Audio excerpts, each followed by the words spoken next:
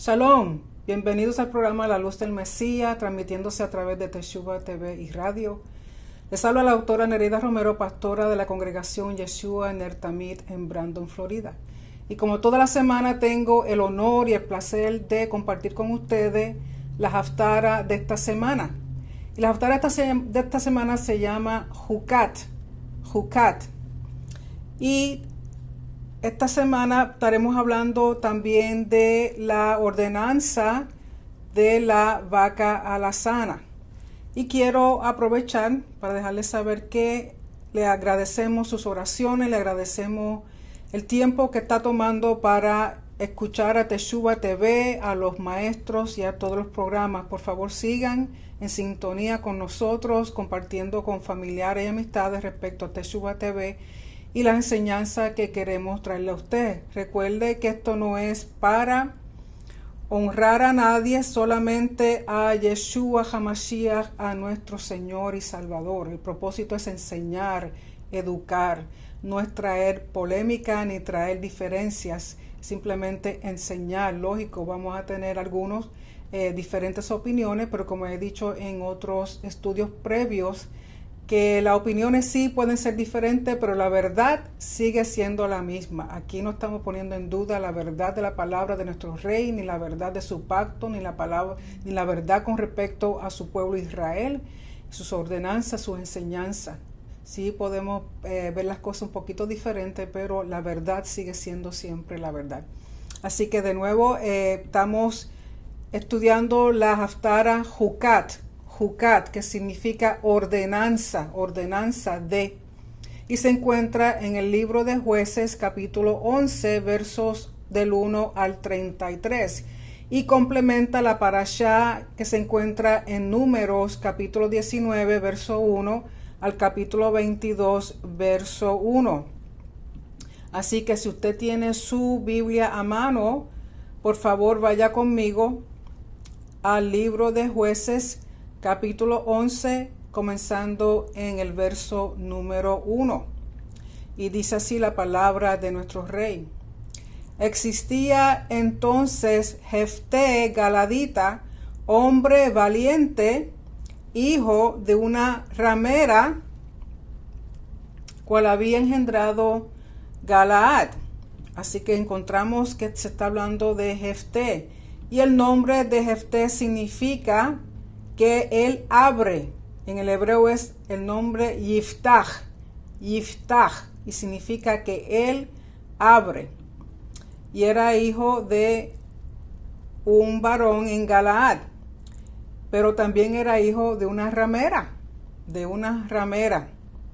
Recuerden que habíamos hablado anteriormente de Rahab, que le llamaban ramera. También hay comentarios con respecto a Jefté de que su mamá quizá no era ramera como tal, sino que también era una persona que trabajaba en una taberna o un lugar así, y no que necesariamente fuera ramera. Como quiera que sea, es hijo de otra esposa de Galaad.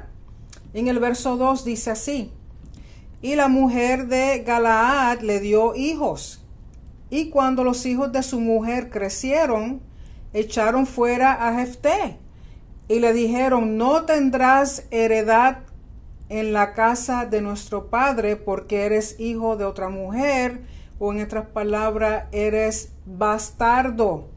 Por lo tanto, sus hermanos, por parte de padre, no querían que Jefté heredara conjuntamente con ellos, porque lo consideraban menos por ser hijo de otra mujer, supuestamente ramera. Por lo tanto, es un bastardo.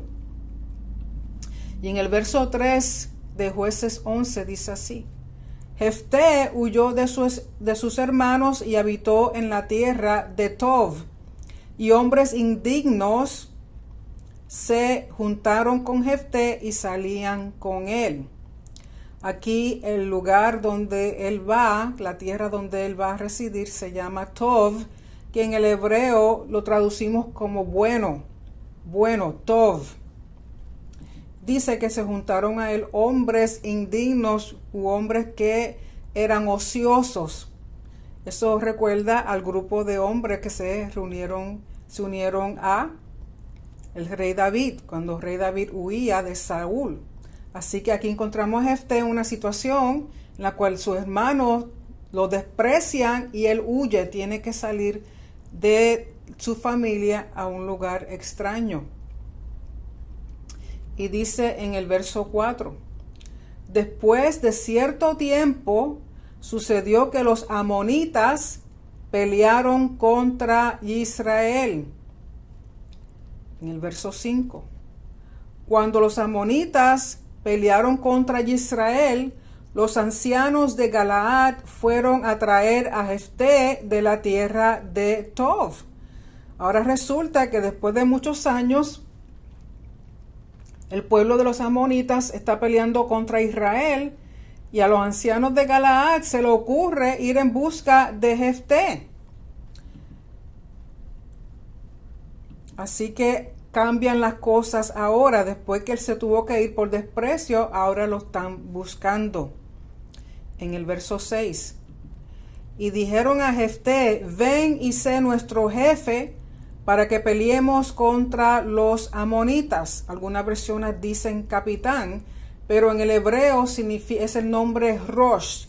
Rosh, y recuerden que la palabra Rosh la traducimos como cabeza, o sea, para que él sea cabeza, o líder, o capitán, o jefe de los hombres del pueblo de Galaad.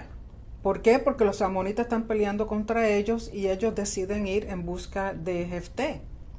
En el verso 7, recuerden que cuando empezamos a leer, dicen que Jefté era un hombre valiente, un hombre valiente. Entonces Jefté contestó a los ancianos de Galaad, ¿no me odiaron y me echaron de la casa de mi padre? ¿Por qué pues han venido a mí ahora cuando están en apuros? Es interesante porque en Génesis 26-27 dice así, y les dijo Isaac, ¿por qué han venido a mí ustedes que me odian y me han echado de entre ustedes? En Génesis 37-27 dice así, vengan, vendámoslo a los ismaelitas y no pongamos las manos sobre él, pues es nuestro hermano, carne nuestra, y sus hermanos le hicieron caso. Recuerden, ahí está hablando de José, cuando los hermanos deciden venderlo.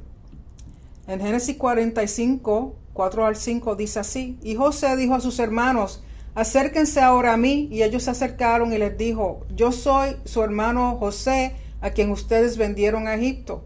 Ahora pues no se entristezcan ni les pese el haberme vendido aquí, pues para preservar vidas me envió Elohim delante de ustedes. En Proverbios 17 dice así, en todo tiempo ama el amigo, y el hermano nace para tiempo de angustia. En Isaías 60:14 dice así, vendrán a ti humillados los hijos de los que te afligieron. Se postraron a las plantas de tus pies todos los que te despreciaban, y te llamarán ciudad de Yahweh, Sión del Santo de Israel. Hay que recordar que cuando alguna persona nos hace injusticia, Yahweh es nuestro vengador, el que toma venganza, porque si tú estás en pacto con él como rey, una de sus funciones es defenderte, defender tu honor, así como nosotros tenemos que defender su honor, el honor de nuestro rey. Si estamos en pacto y estamos en obediencia y estamos haciendo conforme lo que el pacto y el rey dicen, él, uno de sus deberes como rey justo, es defendernos y tomar venganza de nuestros enemigos, de aquellos que nos desprecian, de aquellos que hablan mal de nosotros, de aquellos que tratan de pisotearnos. ¿Por qué? Porque nuestro rey es justo. Nuestro rey es justo. Entonces, Jefté se encuentra preguntándole por qué ahora vienen, porque están en apuro. Entonces vienen a mí. En el verso número 8 dice así. Y los ancianos de Galaad dijeron a Jefté, por esta causa hemos vuelto a ti, para que vengas con nosotros y pelees contra los amonitas y seas jefe sobre todos los habitantes de Galaad. Recuerden que lo que le están pidiendo es que sea la cabeza, el líder, el jefe, el capitán, el Rosh. Y en el verso 9 dice así, Jefté respondió a los ancianos de Galaad, Si me hacen volver para pelear contra los amonitas y Yahweh me los entrega, ¿seré yo el jefe de ustedes? Así que él trae aquí a Yahweh, nombra a Yahweh en el verso 10. Y los ancianos de Galaad dijeron a Jefté: Yahweh es testigo entre nosotros, ciertamente haremos como has dicho. Y esta forma de hablar, de nombrar a Yahweh, ellos están haciendo un pacto con Jefté y Jefté con ellos. Y Jefté les dice que si Yahweh es el que lo ayuda, es el que le da victoria en contra de los amonitas, ellos han jurado en el nombre de Yahweh de que lo van a nombrar a él y tenerlo como jefe, como líder, como la cabeza, como el capitán, como el más honorable dentro de todas las tribus, dentro de todo el pueblo de Galaad. Y esto es un formulario de pacto en la forma en que ellos están hablando, sobre todo cuando usan el nombre de Yahweh. Si ustedes recuerdan, en el antiguo Medio Oriente, cuando se hacía pacto, los pactos se hacían en el nombre de los dioses. Lógico, las culturas paganas lo hacían en nombre de sus dioses paganos, pero el pueblo de Israel hacía sus pactos, sus juramentos en el nombre de Yahweh. Por lo tanto, si ellos rompían ese pacto, si no cumplían con el pacto, a quien están poniendo en deshonra, a quien están diciendo que no sabe cumplir, a quien están diciendo de que no tiene honor, es a Yahweh. ¿Por qué? Porque hicieron el pacto en nombre de Yahweh, hicieron el juramento en nombre de Yahweh. Y eso es lo que Yahweh dice, que no tomen su nombre en vano. No haga un pacto, no haga un juramento en el nombre de Yahweh si usted no va a cumplir, porque el que va a quedar mal no es tan solo usted, sino el nombre de Yahweh.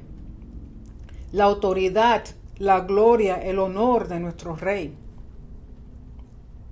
Entonces, Yahweh no tan solo es el que se nombra en el pacto, en el juramento, sino que sirve también de testigo de lo que ellos están diciendo.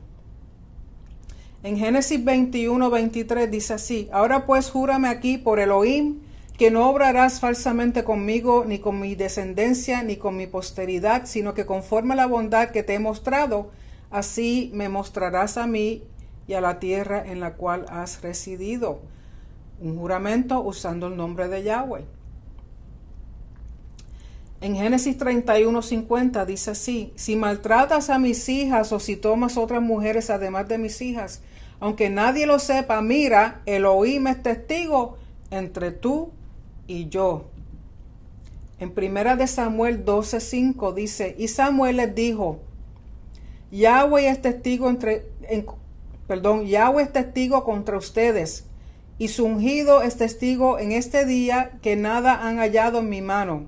Él es testigo, contestaron ellos. En Jeremías 29:23 dice así: Porque obraron neciamente en Israel, cometieron adulterio con las mujeres de sus prójimos y hablaron en mi nombre palabras falsas que no les mandé. Yo soy el que sabe y soy testigo, declara Yahweh. De nuevo, usan el nombre de Yahweh en un juramento, en un pacto.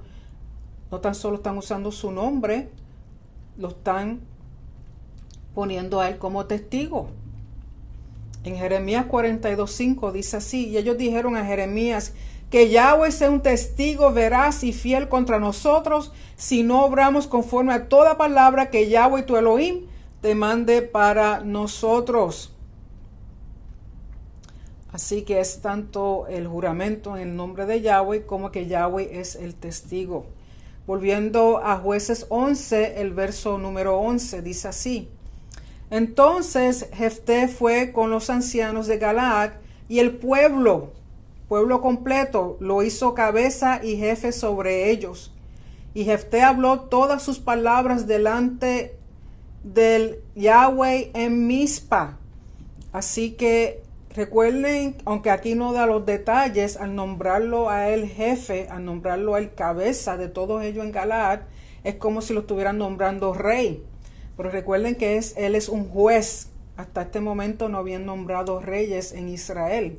Son jueces los que están gobernando, son jueces los que están dirigiendo, los que están en orden, poniendo en orden las cosas del pueblo, sobre todo las cosas que tuvieran que ver con milicia, con política, con todo lo que está sucediendo en el pueblo. Y recuerden que el problema en este momento es que los amonitas están peleando contra Israel, sobre todo contra el pueblo de Galaad. Y Jefté, entre las cosas que dice que habla sus palabras delante de Yahweh. En otras palabras, lo está diciendo en forma de pacto, en forma de juramento, en el nombre de Yahweh, y Yahweh es su testigo, y se encuentran en Mizpa. Y el nombre Mizpa significa, como decir, la torre de un atalaya, la torre de donde se está vigilando, donde se está mirando para ver si el enemigo llega. Y dice así en el verso número 12. Y envió Jefté mensajeros al rey de los amonitas para que le dijeran: ¿qué hay entre usted y yo que ha venido a mí para pelear contra mi tierra? Así que Jefté le envía mensajeros, que era lo apropiado en ese tiempo, en el antiguo Medio Oriente, de que antes de entrar a una ciudad o antes de entrar en guerra con algún oponente o con algún pueblo, enviaban mensajeros. Usualmente el rey enviaba mensajeros reales. En otras palabras, estos mensajeros son una representación del líder, una representación, en este caso, de Jefté, que ha sido nombrado, que ha sido puesto como cabeza de Galaad. Por lo tanto, él envía mensajeros, y se entendía en esa cultura, en ese tiempo, que cualquier mensajero que venía de parte de un líder o de un rey o de alguna persona que era el que estaba dirigiendo, que era el que estaba como cabeza dentro en el pueblo, era una representación exacta, una representación del individuo. Por lo tanto, tenían que escuchar el mensaje que era enviado, y tenía que ser respetado ese mensaje y también tener una respuesta. Entonces, Jefté le está preguntando a los amonitas: ¿qué es lo que pasa? Porque ustedes se han levantado en contra de nosotros a pelear contra nosotros. Recuerden que en la parashá de esta semana, esa es una de las cosas que vemos que ocurre cuando Moisés envía mensajeros a Edom y envía mensajeros a Amón para que los dejen pasar. Y dice así el verso número 13 de Jueces 11. El rey de los amonitas dijo a los mensajeros de Jefté, así que ahora a él le corresponde enviar una respuesta con los mensajeros. Porque Israel tomó mi tierra cuando subieron de Egipto desde el Arnón hasta el Yabok y el Jordán, y por tanto devuélvela ahora en paz. Así que lo que el rey de los amonitas está diciendo, que Israel le tomó tierra, le quitó tierra a ellos cuando ellos venían de Egipto. O sea que ha pasado bastante tiempo. Y dice en Proverbios 19:5, el testigo falso no quedará sin castigo, y el que cuenta mentiras no escapará. En Proverbios 19:9 dice, el testigo falso no quedará sin castigo, y el que cuenta mentiras perecerá. O sea que, dando a entender de lo que estaba diciendo el líder, el rey de los amonitas, no era cierto. En el verso 14 encontramos que Jefté contesta así. Pero Jefté volvió a enviar mensajeros al rey de los amonitas, que le dijeron, en el verso 15, así te dice Jefté, Israel no tomó la tierra de Moab ni la tierra de los amonitas. Verso 16. Porque cuando subieron de Egipto e Israel pasó por el desierto hasta el Mar Rojo y llegó a Cades, entonces Israel envió mensajeros al rey de Edom diciéndole, permítanos, les rogamos pasar por su tierra, pero el rey de Edom no los escuchó. También enviaron mensajeros al rey de Moab, pero él no consintió, así que Israel permaneció en Cades. Y vemos que parte de la parashá de esta semana estará hablando de eso mismo, de que Moisés envió mensajeros a Moab y a Edom, pero ellos no escucharon.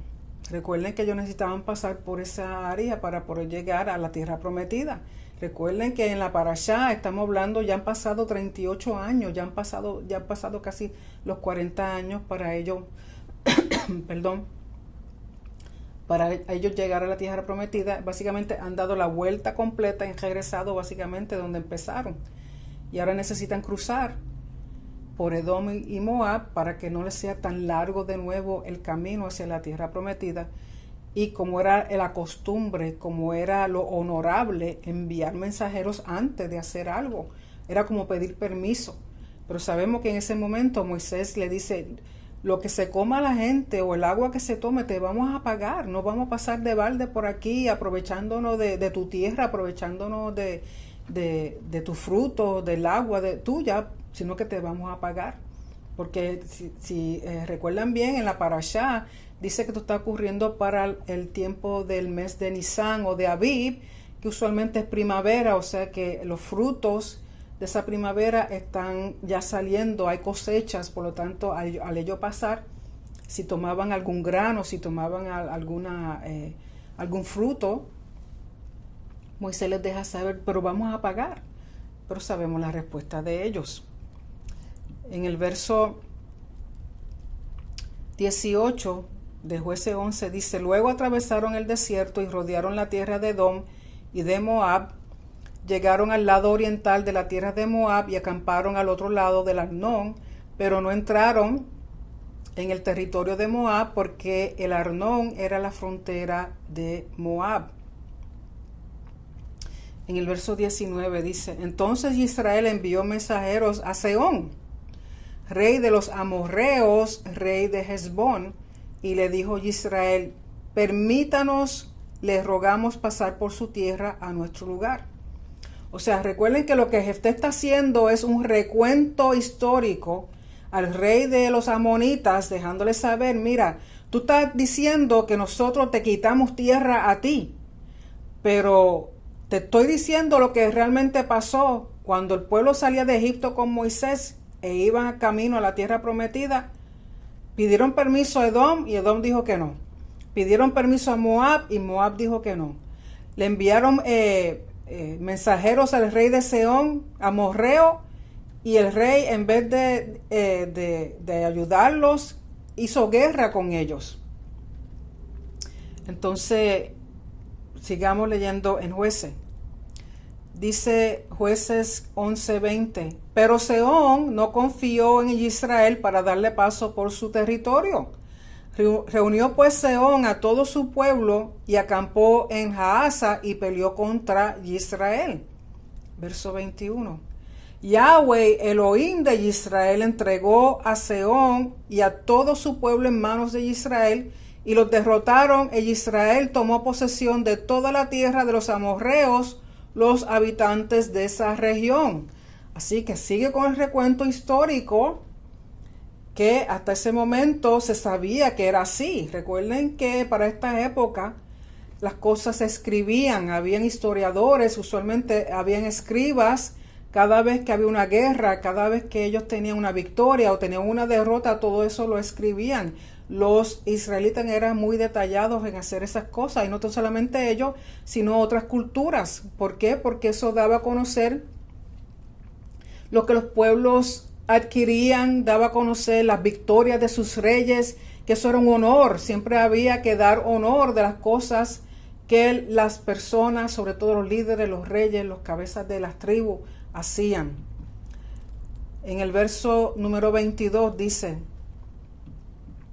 y poseyeron todo el territorio de los amorreos desde el Arnón hasta el Yabok y desde el desierto hasta el Jordán, dando a entender que los amorreos tenían dominio sobre los amonitas. O sea, eran los amorreos a quienes les pertenecían la tierra de los amonitas, que ahora los amonitas está diciendo que Israel le quitó. Verso 23. puesto que Yahweh, Elohim de Israel, expulsó a los amorreos de delante de su pueblo Israel, ¿va usted a poseerla? O sea, dando a entender que los amonitas falsamente están acusando a Israel de que tomaron la tierra de ellos cuando salían de Egipto. No, de quienes ellos tuvieron victoria fue al rey Sehón amorreo. Y el rey Sehón amorreo era rey sobre la tierra de los amonitas, que ahora están diciendo que los israelitas le quitaron. Pero la tierra de los amonitas, si estaba bajo dominio del rey de amorreo, al tomar y tener victoria sobre el rey amorreo, lo que era del rey amorreo, todo lo que era de él, entonces pasaba a mano del que era victorioso. Y en esa época, en esa cultura del antiguo Medio Oriente, se sabía, se entendía que una persona que tenía victoria sobre otro pueblo, sobre otro rey, toda esa tierra le era dada como premio. Por lo tanto, y las personas que quedasen, si quisiera que no eran destruidas completamente, venían a ser siervos o esclavos, y ellos tenían que pagarle tributo entonces al que era victorioso, al que era el que dominaba sobre ellos. Verso 24 dice: ¿no posee usted lo que Quemos, su Dios, le ha dado para poseer? De modo que todo el territorio que Yahweh nuestro Elohim ha desposeído delante de nosotros, lo poseeremos. Aquí Jefté le menciona a Quemos. Quemos era el dios de los amonitas, también era el dios de Moab, y es otro nombre para, me parece que para Moloch, en el sentido de que a este dios era dios de los moabitas y de los amonitas, y también se le conocía como Baal Peor y como Baal Zebub, o en el griego como Martes, Martes y Saturno. Interesante, ¿no? Nombres de dioses paganos. Y este dios Quemos fue introducido al pueblo de Jerusalén por medio de Salomón. Recuerden que cuando Salomón ya estaba finalizando su reinado, porque tenía tantas concubinas y esposas extranjeras que adoraban a muchos dioses paganos, él fue también atraído a eso, y a lo último se dedicó a adorar dioses paganos. Entre ellos adoró a este dios Quemos. Y no fue hasta que hasta mucho más adelante, por el rey Josías, que fue el que quitó la adoración al dios Quemos y a los otros dioses. Así que tenemos que ellos, Jefté básicamente lo está haciendo como una forma irónica a Dios. Y tu Dios Quemos no te protegió cuando vino Israel en contra del amorreo y en contra de los moabitas, en contra de toda esta gente. No los defendió. No tenía poder suficiente en contra de nuestro Elohim, en contra del Elohim de Israel, contra Yahweh. Así que básicamente es una ironía en contra de ellos. Entonces le dice: lo que Yahweh nos dé será de nosotros, dándole a entender que Yahweh va a favor de ellos, Yahweh los defiende, Yahweh el que le entrega la victoria, contrario a como hace el Dios de ellos, que es el Dios Quemos. En el verso 25 dice: ahora pues, ¿es usted mejor que Balac, hijo de Zippor, rey de Moab? ¿Acaso luchó él con Israel, o acaso peleó contra ellos? Recuerden que esto va a ser la parashá de la semana que viene, de Balac, en el sentido de que, si ustedes recuerdan, Balac contrató a un profeta falso para que maldijera al pueblo de Israel. Cuando él, siendo el rey de Moab, ve todo el campamento de Israel, que están en las fronteras entre el Moab y Jericó, y al verlo y al saber de que Israel derrotó a Sehón y derrotó al rey Og, los reyes de Amorreo, tiene miedo. Entonces él dice: Le está diciendo Jefté, ¿acaso tú eres mejor que Balac? ¿Acaso él luchó, se atrevió a luchar contra nosotros? Entonces ustedes se creen mejor, se creen que van a poder en contra de nosotros. En el verso 26 dice, mientras Israel habitaba en Hezbón y sus pueblos, y en Aroer y sus aldeas, y en todas las ciudades que están a orillas del Arnón por 300 años, ¿por qué no las recuperó durante ese tiempo? O sea, dejándoles saber a los amonitas, el rey de los amonitas, tantos años, y ahora es que tú vienes a pelear porque te quitaron las tierras. ¿Acaso no tenía tiempo suficiente o tu antepasado o alguien antes que tú para venir a reclamar esto? Después de 300 años tú me vienes a decir que esta tierra le pertenece a ustedes. Eso suena como lo que está sucediendo hoy día en Israel, que los palestinos dicen, los árabes, que la tierra les pertenece a ellos. ¿Really? ¿De verdad? ¿Desde cuándo? Esa tierra siempre ha sido de Israel. Esa tierra siempre ha sido de Yahweh. Y Yahweh como rey da sus regalos a quien él quiera, y esos regalos son irrevocables. Nadie los puede quitar, y cualquier persona que se meta a quitar o deshacer lo que Yahweh ha dicho, eso se llama encroachment, que fue algo que hablé la semana pasada, usurpación. Y no tan solo eso, es Maal. Maal estos son términos legales que dice que por usted hacer eso en contra de un rey, ese rey que es nuestro Yahweh, que es nuestro Elohim, tiene derecho a deshacerse de usted por ir en contra, por querer usurpar o quitar lo que Yahweh ha dado. Sus regalos no se pueden deshacer, sus regalos son eternos, son irrevocables. Lo que él da nadie lo puede quitar. ¿Por qué? Porque mi rey no está muerto. Si mi rey estuviera muerto, pues sí, esas cosas podían ser cambiadas. Pero mi rey está vivito eternamente y para siempre, y lo que él ha hablado, lo que él ha dicho se mantiene eternamente y para siempre, y nadie, por absolutamente nadie, ningún poder sobre esta tierra, ningún presidente, ningún rey, ningún ministro, nadie puede deshacer lo que Yahweh ha declarado. Porque cuando se van en contra de lo que Yahweh ha dado, en contra de lo que Yahweh ha dicho, del pacto de él, en contra de su nombre, queriendo deshonrar su nombre, Yahweh legalmente tiene el derecho de defender su honor, de defender su título, defender su autoridad, defender su pacto, defender su palabra, sus promesas, sus regalos a su pueblo Israel. Y estas naciones que están ahora mismo todavía diciendo que Israel le quitó tierra a ellos, que esa tierra es de ellos, ya verán lo que nuestro rey va a hacer. Ustedes estén pendientes a lo que nuestro rey va a hacer. Y eso también incluye otras naciones fuera del Medio Oriente. Cualquier nación que se va en contra de Israel, Yahweh, siendo justo, hará justicia. Hará justicia. En el verso 27 dice así de Jueces 11.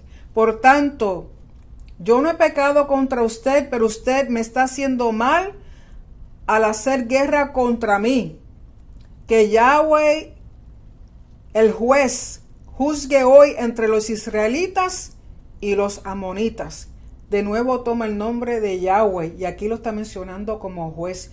Él le dice, vamos a ver si lo que tú estás diciendo es verdad o no. Que sea Yahweh, mi Elohim, el rey de Israel, el que haga justicia y diga realmente si nosotros robamos, si nosotros te quitamos, si nosotros hemos hecho mal en contra del pueblo de los amonitas. En Génesis 18:25 dice así: lejos de ti hacer tal cosa, matar al justo con el impío, de modo que el justo y el impío sean tratados de la misma manera. Lejos de ti, juez de toda la tierra, ¿no hará justicia? En 1 de Samuel 2, verso 10, los que se oponen a Yahweh serán quebrantados. Él tronará desde los cielos contra ellos. Yahweh juzgará los confines de la tierra. Dará fortaleza a su rey y ensalzará el poder de su ungido. En el Salmo 7, 11 dice así: Elohim es juez justo, y un Elohim que se indigna cada día contra el impío. Salmo 50, verso 6. Y los cielos declaran su justicia, porque Elohim mismo es el juez. Salmo 75, verso 7. Sino que Elohim es el juez. A uno humilla y a otro ensalza. Salmo 82, verso 8. Levántate, oh Elohim, juzga la tierra, porque tú posees todas las naciones. Salmo 94, 2. Levántate, juez de la tierra, da su merecido a los soberbios. Salmo 98, 9.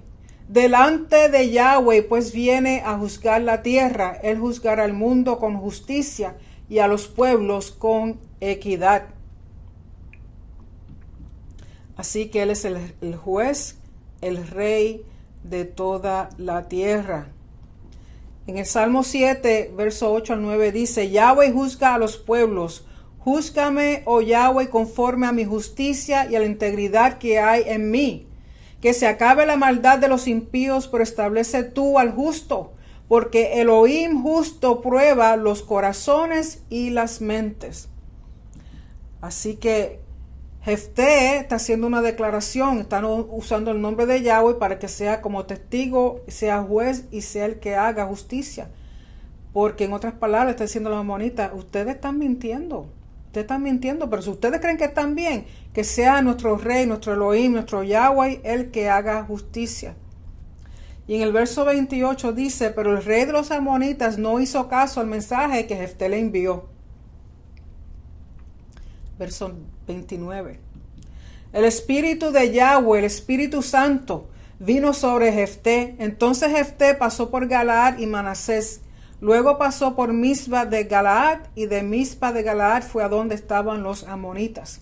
Aquí una muestra una vez más de que el Espíritu Santo no apareció en el libro de Hechos capítulo 2. El Espíritu Santo siempre ha estado. El Espíritu Santo siempre ha sido dado a las personas que Yahweh ha escogido para defender, para dirigir, para estar en medio del pueblo de Israel.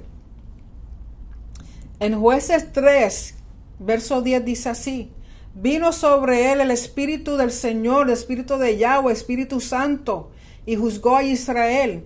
Cuando salió a la guerra, Yahweh entregó en su mano a Cusán Risataim, rey de Mesopotamia, y su poder prevaleció sobre Cusán Risataim. En Jueces 6, verso 34, y el Espíritu de Yahweh, Espíritu Santo, vino sobre Gedeón, y éste tocó la trompeta, y los de Abiezer se juntaron para seguirlo.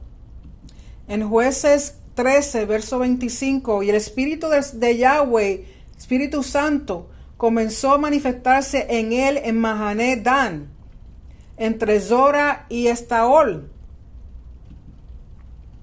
En Números 11, 25, entonces Yahweh descendió en la nube y le habló, y tomó del espíritu que estaba sobre él y lo colocó sobre los 70 ancianos. Y sucedió que cuando el espíritu reposó sobre ellos, profetizaron, pero no volvieron a hacerlo más. En 1 Samuel 10:10, cuando Saúl y su criado llegaron allá a la colina, un grupo de profetas salió a su encuentro, y el espíritu de Elohim, el Espíritu Santo, vino sobre él con gran poder y profetizó entre ellos. En 1 Samuel 16, del 13 al 15, dice, entonces Samuel tomó el cuerno de aceite y lo ungió en medio de sus hermanos, y el espíritu de Yahweh vino poderosamente sobre David desde aquel día en adelante. Luego Samuel se levantó y se fue a Ramá. El espíritu de Yahweh, el Espíritu Santo, se apartó de Saúl, y un espíritu malo de parte de Yahweh lo atormentaba. Entonces los siervos de Saúl le dijeron, puesto que un espíritu malo de parte de Elohim lo está atormentando. Así que el Espíritu Santo siempre ha estado, ha sido dado a los individuos que caminan con Yahweh. No vino a aparecer en el libro de Hechos, en el capítulo 2, lo siento. El Espíritu Santo está desde Génesis, que era el que se movía sobre las aguas. Verso 30.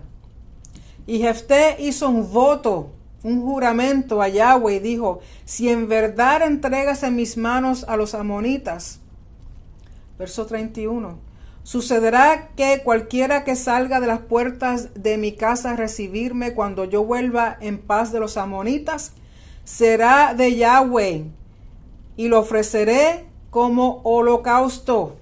Así que él hace un juramento diciéndole a Yahweh, Yahweh, si tú me das la victoria, Si tú te honras en darme la victoria y para que los amonitas entiendan que tú has hecho justicia, has juzgado con justicia, de que nosotros no le quitamos nada a ellos, de los que nos están acusando falsamente. Si tú me das la victoria será tuya, el honor será tuyo, porque tú eres el testigo y tú eres en quien yo he hecho mi juramento, en quien yo he creído, a quien yo sigo, a quien yo honro, a quien le doy toda la gloria, y será así siempre. Si tú me das esta victoria y le promete que cualquier persona que salga a recibirlo, él lo va a dedicar a Yahweh. Lo va a dar como una ofrenda a Yahweh. Y de esto voy a hablar un poquito más adelante respecto al juramento que él hace. Jefté cruzó a donde estaban los amonitas para pelear contra ellos, y Yahweh los entregó en su mano.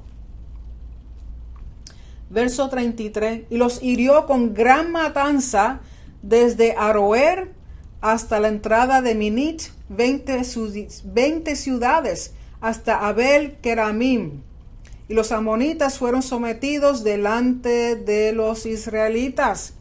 Así que Yahweh le dio la victoria como muestra, como señal de que los amonitas lo estaban acusando falsamente. Yahweh hizo juicio justo y le dio la victoria a Jefté y al pueblo de Galaad en contra de los amonitas y todo Israel. Entonces ahora ellos estaban sometidos al pueblo de Israel. Así que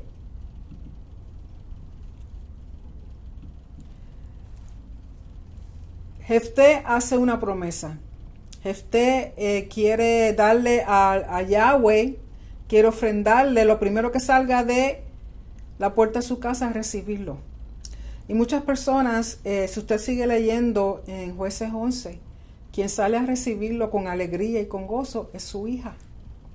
Aparentemente es su única hija.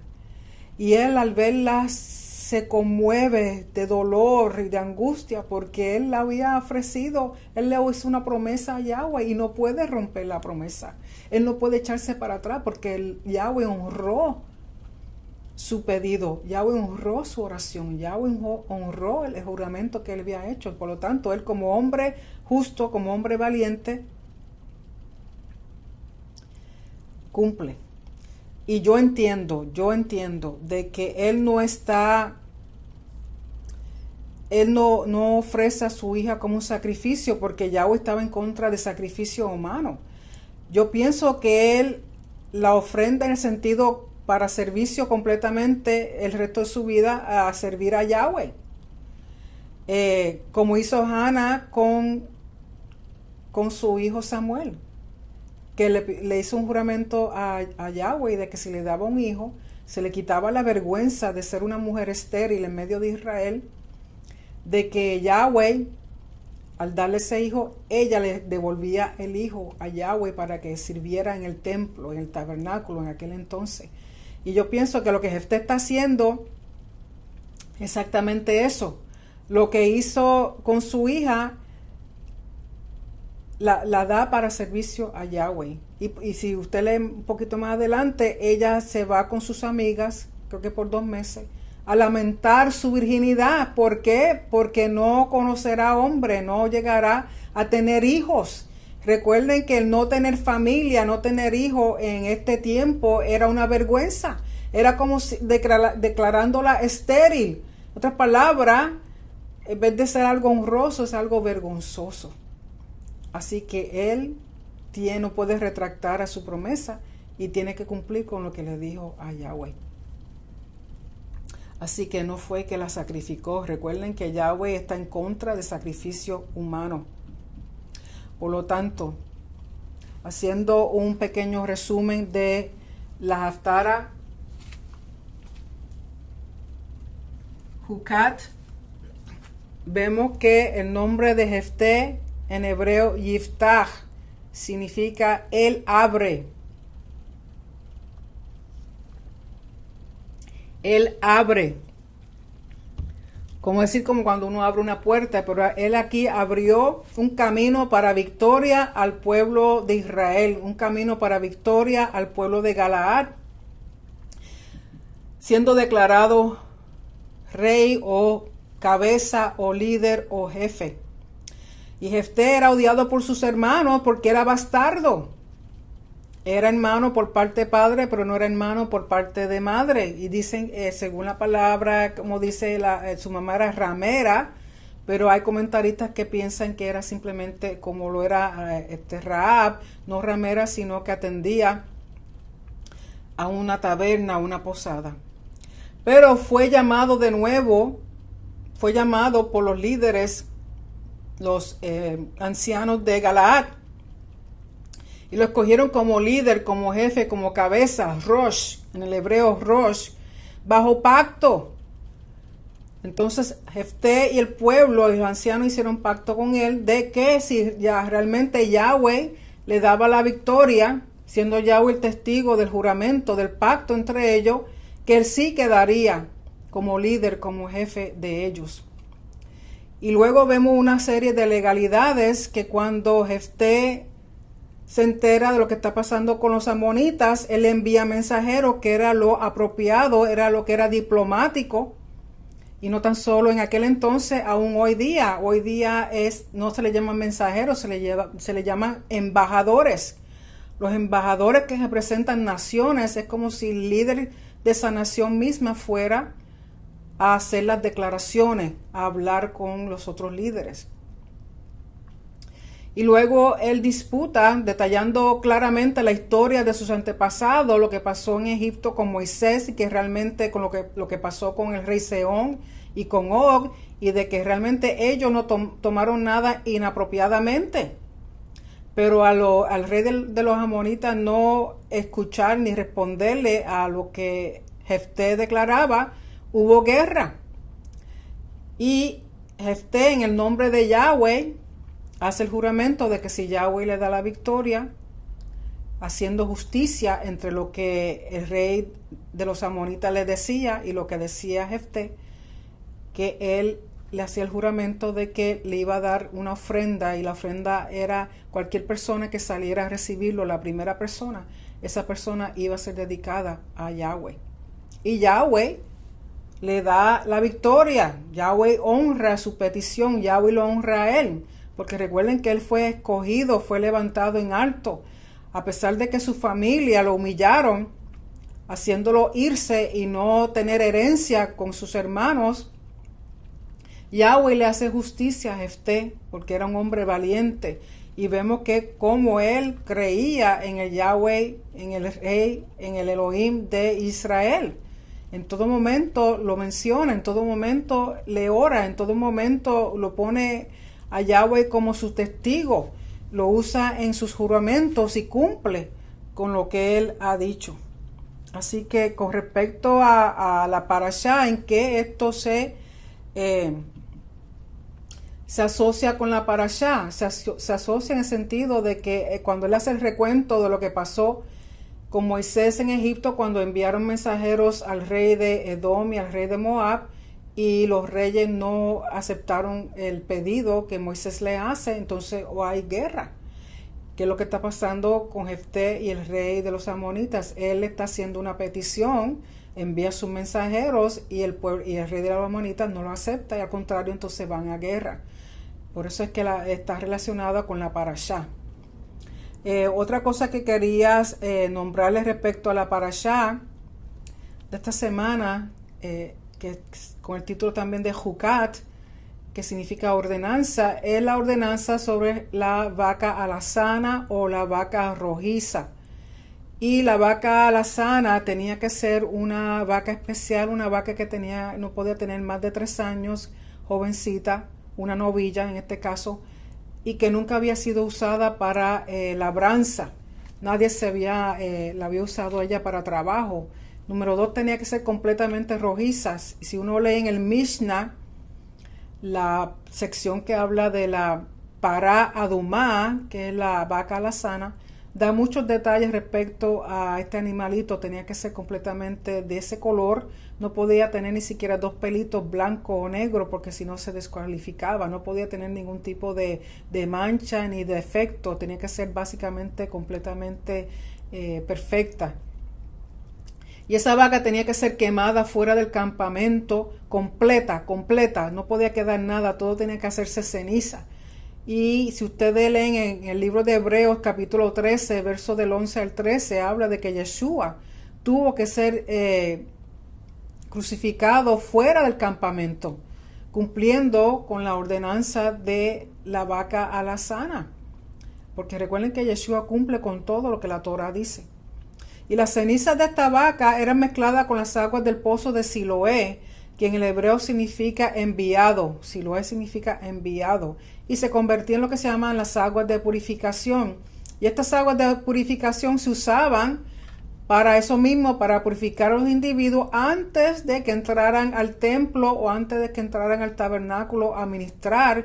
¿Por qué? Porque los limpiaba de las contaminaciones causadas por pecado o impureza, sobre todo contacto con la muerte. Y esas aguas mezcladas con las cenizas, se usaba hisopo, un pedazo de madera de cedro y escarlata. Eso se envolvía en un solo manojo y las aguas, entonces lo metían en las aguas con ceniza y las personas eran rociadas con esas aguas con ceniza. Recuerden que el hisopo es una planta que es usada para purificar, para limpiar, además tiene un olor agradable. El cedro es también un poco rojizo y representa la humanidad o representa algo que es duradero. Y la escarlata representa sangre y también representa pecado. Y estas tres cosas eran unidas y mezcladas con el agua, con las cenizas, y las personas eran rociadas. Recuerden que también el hisopo, el cedro y la escarlata eran usadas para purificar al leproso. Y esto se hacía porque cuando los individuos se contaminaban con muerte, con un individuo muerto o con un animal muerto, tenían que ser purificados. ¿Por qué? Porque la muerte representa el contaminante más devastador para el individuo y para el templo. Nadie que había tocado un cadáver, ya sea de persona o de animal, podía entrar al templo. ¿Por qué? Porque llevaba la contaminación de muerte sobre sí, y en el templo tenemos un Elohim que es un Elohim de vida, un Elohim que siempre es de vida, dador de vida, mantiene y sostiene la vida, y el que da vida eterna. Por lo tanto, la muerte es lo que más contamina a un individuo.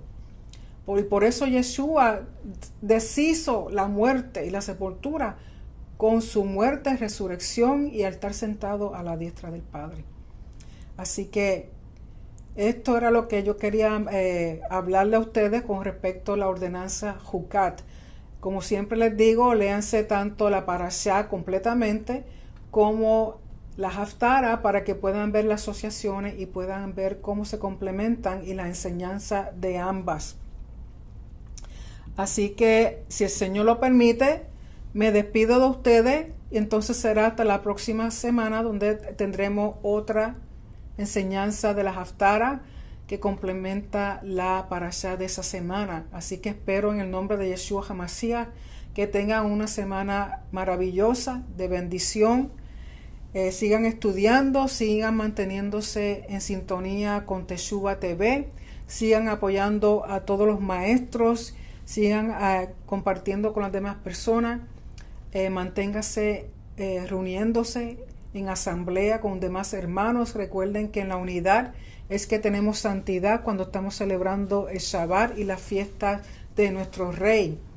Así que estén pendientes a todas las enseñanzas y recuerden que Yeshua Ner Tamid tiene su página en Facebook y también tiene su propia página en el internet www.yeshuanertamid.org.